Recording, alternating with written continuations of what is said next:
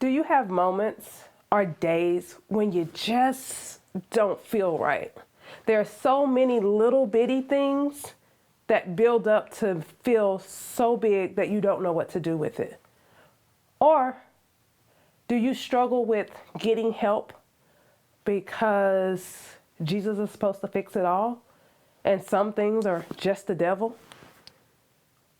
Or maybe even you know that something's not right, but you struggle with the right answer to your problem.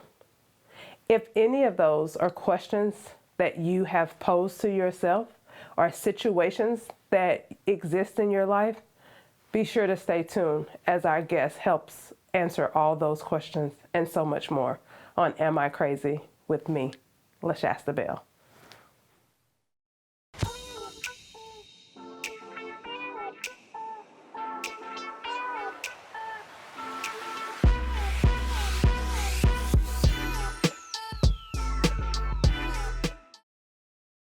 Hey, y'all, come on in. Either you're on your lunch break, going to your lunch break, or should be on your lunch break. And if those do not apply, grab a snack and come on and enjoy as we have our upcoming guest who is a mother of a loving 12-year-old daughter who advocates for all mental health and emotional well-being, especially those middle schoolers in which she is the school counselor. We offer face-to-face and virtual counseling throughout the state of Texas. www.ichoosemecounseling.com. Thank you so much for joining us today. And we see you here looking gorgeous, loving those red frames. And we're not even going to even talk about, we didn't coordinate, but we did. Mm-mm. We did. You know, it's something about that red love, mm-hmm. Huh? Very something. So we know that you're here and you're in the education system, you're a school counselor, but tell us a little bit about the journey before you arrived in the space of being an advocate, a mental health advocate for middle schoolers. Okay. Before I start, thank you for having me here. I really appreciate it. My journey started, I want to say 2012, 2013 time frame. I noticed that I wasn't feeling well. And I was like, oh, I'm tripping. Maybe I just need to get some sleep. Maybe I'm tired. I know I haven't been the same after I had my daughter, so maybe just whatever. Premenopause, I don't know. So on my last semester in grad school, I was feeling real bad, but I really didn't know what was going on. And I was teaching, I was a special ed teacher, and some things occur on campus. I was like, do I really want to get in this spot that, hey, you might see me on TV because of something I did, to a student, Students are aggressive now and try to hit you. So, what if I feel real bad and I want to hit the student back? Then I was like, no, I didn't want to be that type of person. So initially I was like, I'm just going to pray about it, just move on, I have faith. And then when I realized that I need to take it a step further, I got afraid of it because I felt that by me trying to get some help, that meant I didn't have faith in God. It came to a point that I cried like all day, and I called my pastor crying, and I told him that I really didn't want him to think that I don't trust God, I don't have faith, but I need some help. And he told me that I need to realize that God's give everybody special gifts. And I need to let people use those gifts that God gave them to help me. And so a couple of weeks passed and I decided to go see someone. And she told me, she was like, hey, you have this mood disorder and I'm worried about you. So I want to pause right there before we get to that space. You said that you didn't want to be judged as not having faith because you were getting help. Can you unpack that a little bit more? I think, just in our culture being Black, a lot of people like, just pray about it or that's the devil, get the devil out of you. So growing up in that frame, you know, it made me like, I can't get help. You know, it's like only white people go do this. You know, black people don't do that. We pray about it. So I just had these conflicts because I was like, you know, the elders who are important in my life, what would they think? You know, what will my friends think? Will my friends shy away from me, or will they get closer to me? You know, I didn't know how all of that was going to take place, but you know, the stigma is so bad in our community, and I wish it wasn't as bad. But I think it's getting a little better than what it was in 2012.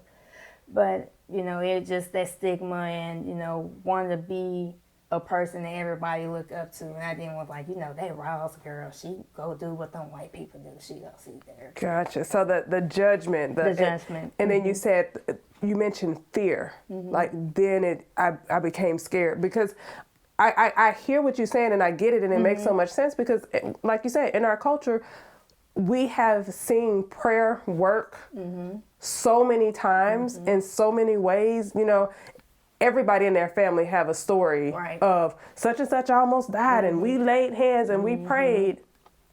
So then you think like, okay, if I pray hard enough and long enough, then this should fix it too.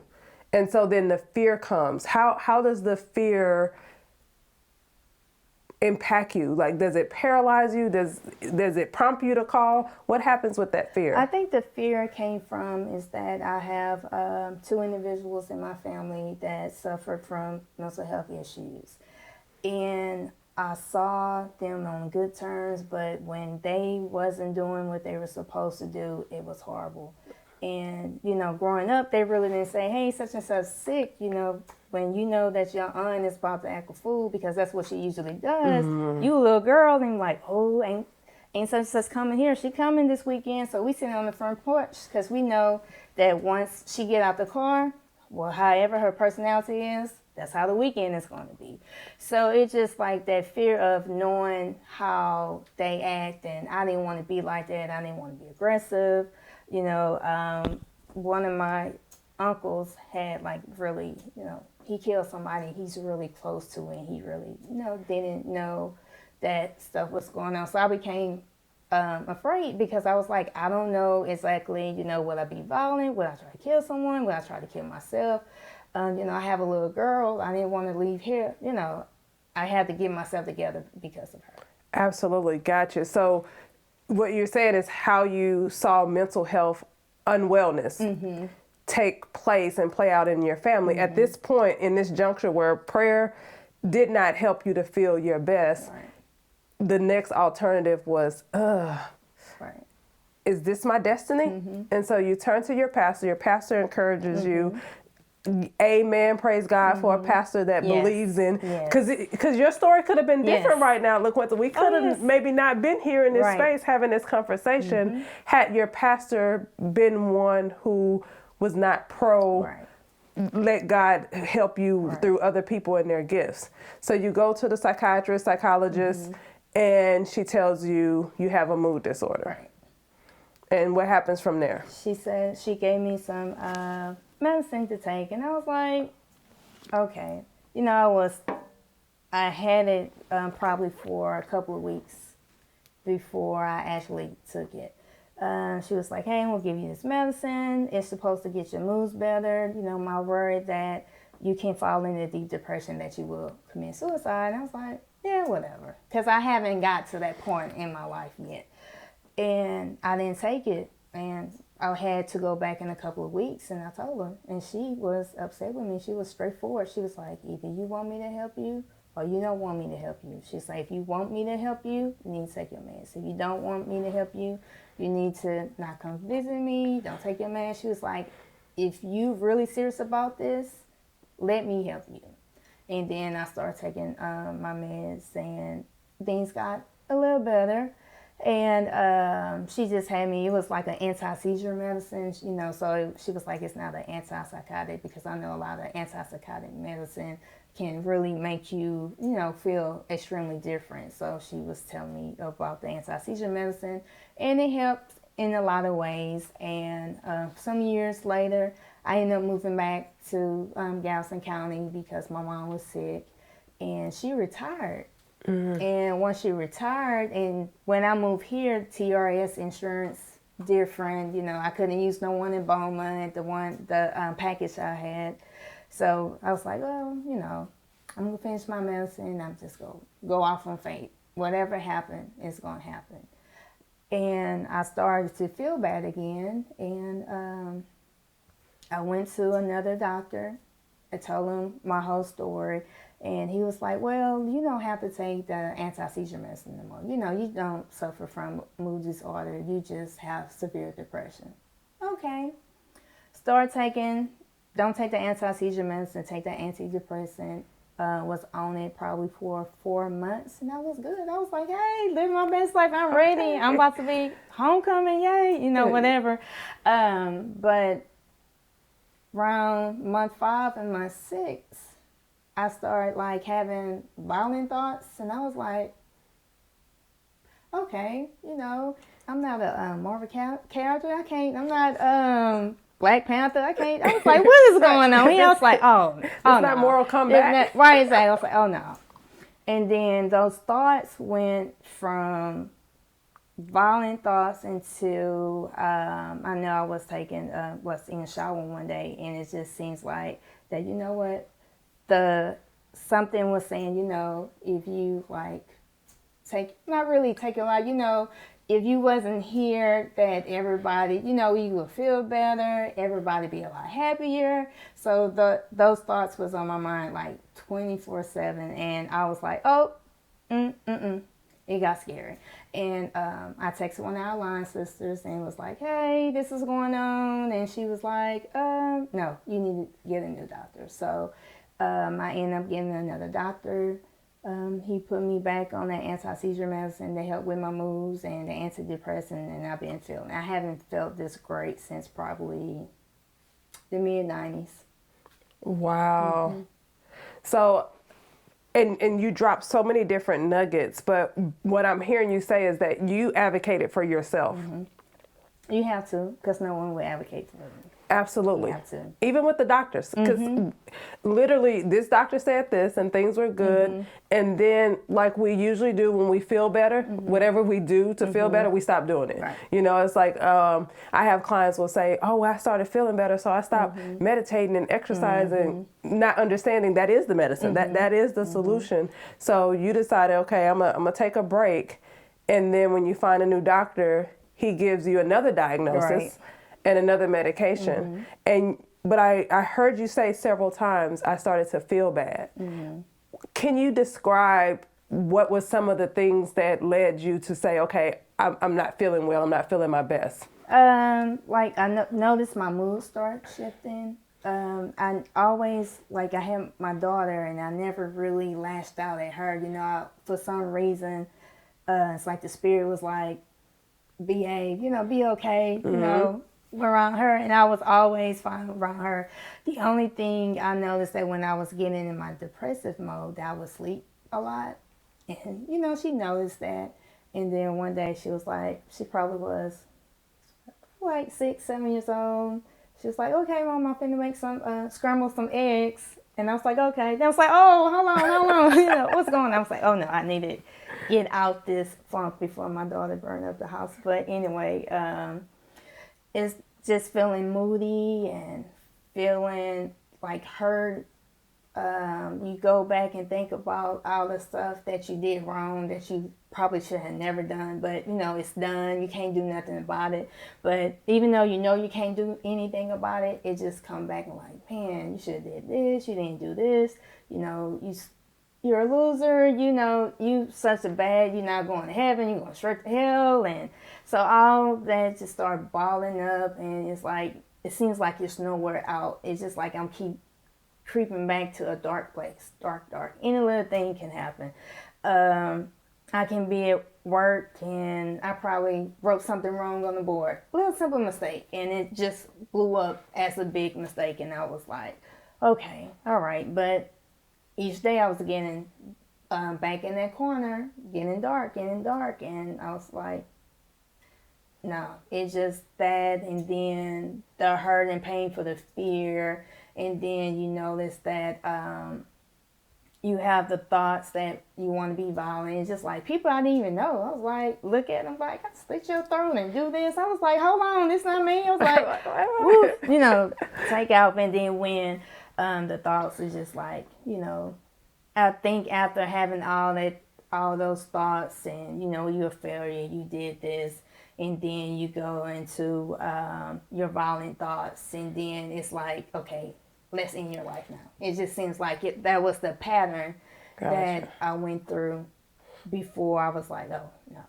Yeah. So you would notice the progression of when you started to feel bad, and as it built up, when it got to, you had a point of, okay, I'm gonna shut it down right here. Right. When I'm looking at man on aisle 3, right, and exactly. he grabbing the Oreo thins that I want, right, exactly. and I'm visualizing doing something bad to him. Then it's time to take a moment. The store up, even though there's like a million items of everything, I'm about to tear it up, but just because of that one item. And I was like, no, it's not right. Gotcha. Well, we're going to take a break, and we will come back with more in a few seconds.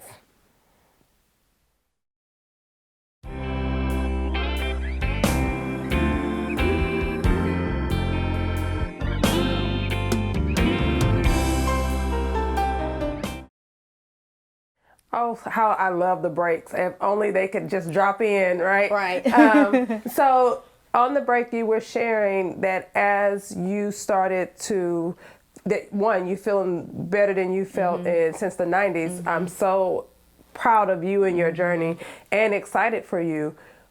How did you start to move closer to the space that you're in? What did you do to free yourself, so to speak? There was a couple of things. I think the first thing I decided to do, I love Mental Health Awareness Month, May.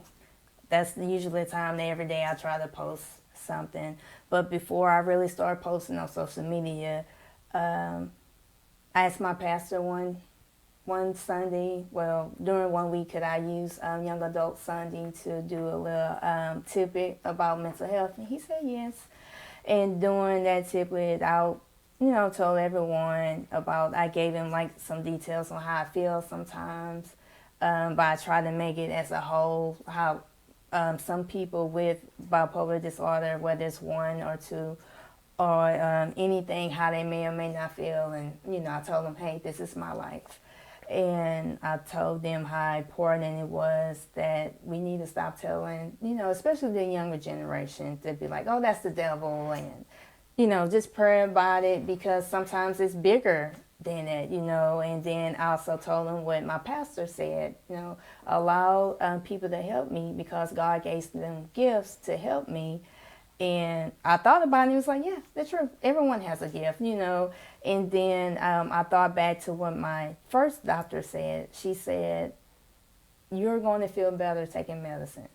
Whatever you do, keep doing it. Keep doing it. And I really didn't start thinking about that until I got to my doctor now, and I told him what she said, and he was like, that's true. She didn't lie. She said, you have to. It's going to make you feel good, but you have to stay consistent. So I went to church, and I gave my spill in church. I thought I was going to get kicked out of church because, I was kind of, the elders, everybody, and because I was kind of forceful and like real emotional. And, I was like, I'm here to prove a point. You were passionate. Yes, I was very passionate about it. And at the service, a lot of them gave me a hug and was like, I'm proud of you. And then a lot of the younger adults, and then probably like some teenagers, 19, 20-year-olds, that came up to me, gave me a hug and was like, thank you, because I'm going to see someone now. And so I was like, oh, okay, before then, I was like, well, let me see what church I'm about to join. And I know they go call my mom and be like, what your daughter said? So it really took, I was happy about doing that. And then that was the third Sunday of May. And then the last day of May, I decided to, hey, let me go ahead and do a post and be transparent with everyone. It's like, hey, this is what I have been dealing with. This is what I've been diagnosed with. We need to break the stigma. I don't want anybody to get sick. Get to a point that they get in dark spots because some people can't get out those spots. It's hard. Yes. And, you know, I'm glad that when I was in my spot that I was able to get out of it, because I know a lot of people just can't. Just can't. Yes. Just can't. And I remember when you made that post, and the transparency and the wording that you use, your passion and your genuineness, it just came across. And I know I tell people all the time, words don't carry tone, but I could, you know, I'm reading it in your voice. And even, you know, our journey as line sisters, and over the years, in the last few years, even when we get together, you're very clear on saying, like, this is how I'm feeling. I'm a push through anyway, because I know that if I do this, if I go hang out with you guys, if I go to Founders Day brunch, it's gonna help me feel better. But almost everything in me right now, or at the moment, is like I shouldn't go. Right. And so even in your everyday personal interactions, you're willing to put your mental health in the front and be clear with others about it, so that one, they know who you are. But then also they know that you're work in progress. You can help them and they can help you. And if you're off balance on a particular day, because let's just be honest, even with medication, you still got to do your part. You know, I tell my clients all the time, the skill and the pill go together. So it's not like it's a magic, what is it? What is on the magic blue pill that was on the what's the show? I can't even think of it. I forgot the name of it. We'll think of it later. We're texting about it. But that you still have to do your part. And for me, being in a relationship with you, that I clearly know that that's your part. When you're transparent about how you're feeling or what could possibly be, or even when it's like, I've had enough, it's time for me to go. You know, that it's respected. It's seen exactly for what it is, because you've given us the backstory. And that's only one negative thing, and it might not be negative, but I probably perceive it as negative.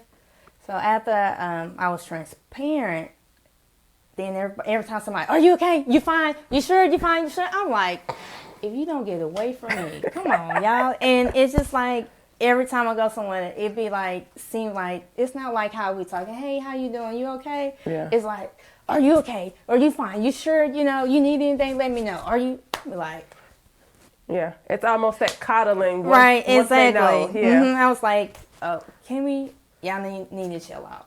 And then I think with a couple of I had an older aunt. You know, when I told her, instead of her, you know, she went back to her sister. So she kind of like, out of feel that like the pause and like kind of the fear of, I know what my sister went through. Now my niece about to deal with that. So it took some time for me to explain that, hey, we on two different, you know, she was on the verge of like, she can get violent. Me, I can get depressed. And that's when I started having those suicidal thoughts that I went back and thought about what my first doctor said. I'm worried about you because you have the ability to hurt yourself.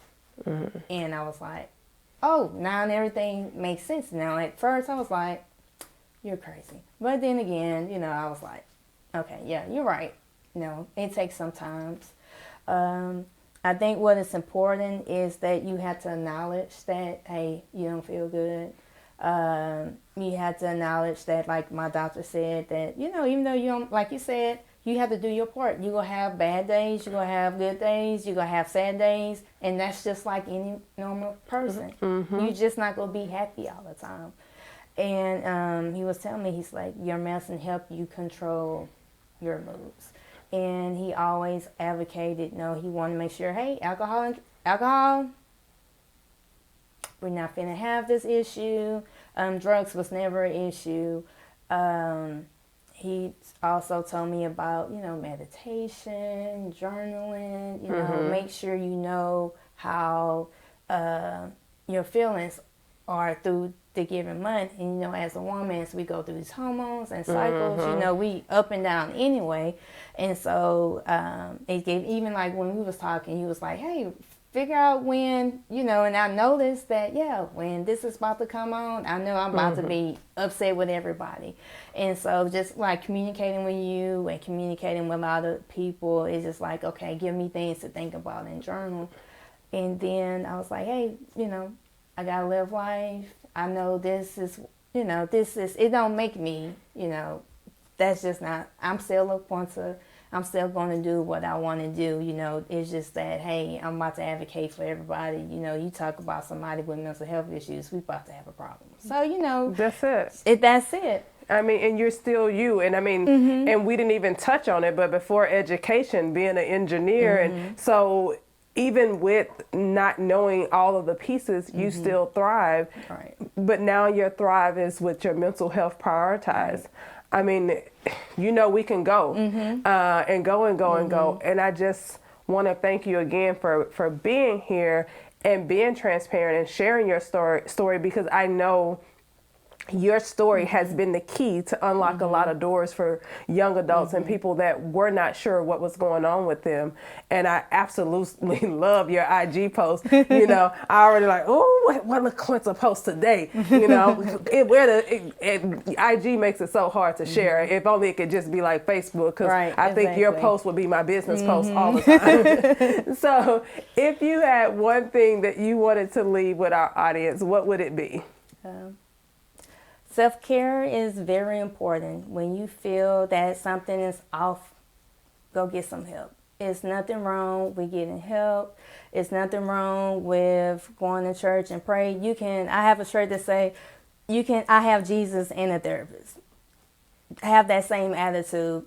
We want to stay in prayer. And when you hear people say it's just the devil, we just go keep moving. We go be like, get behind me. I'm going to keep moving. I'm going to take my medicine. I'm going to see somebody, and I'm going to continue moving. That's how the attitude you have. So please get some help and practice self-care. Thank you again. You're welcome. Thank you for having me. I appreciate it. So let's talk about what we talked about. Let's just take a little moment with it. LaQuinta brought so much to us and shared so many parts of her life and mental health journey that, yes, there are many that I can pull out and do this psychoeducation piece on from a mental health standpoint with technical terminology and such. But what I really want to take a moment with is those of us who have beliefs greater than our own, whether we're Christian or Muslim or Buddhist, whatever it is, the conflict that we sometimes experience with seeking help, with the struggles that we have emotionally and mentally. Let's understand this first and foremost. We're all one being, from the top of our head to the bottom of our feet. If we can so easily go get a physical once a year, sometimes twice a year, if we can so easily go to the eye doctor a couple times a year, the dentist a couple times a year, I want you to stop and ask yourself, what's the reason we neglect the very thing that allow us to exist? Just think about that. Just sit with it for a moment. Our brain, where our thoughts, feelings, emotions are all housed, is what allowed me to say, I need to brush my teeth. It's what allows me to say, oh, let me put some lashes on. It's what allows me to say, let's run today. Psych, because I'm no runner, but you get the point. But we will absolutely ignore what we need to address the most. So let's just stop being biased. Address your mental health. Spiritually, biblically, it's throughout the Bible. Meditate. Seek counsel of the wise. Be sure to schedule an appointment with a therapist, with a psychologist to get support. You don't have to struggle. You don't have to wait until you're in the dark box, as LaQuinta shared. We have everyday stressors. that you can get help with. It's covered on most of our insurance. Some companies even offer it at no cost, and it's completely confidential, which means it's not anyone's business but your own. So let's normalize mental health, wellness, and getting support for our mental health. Take care.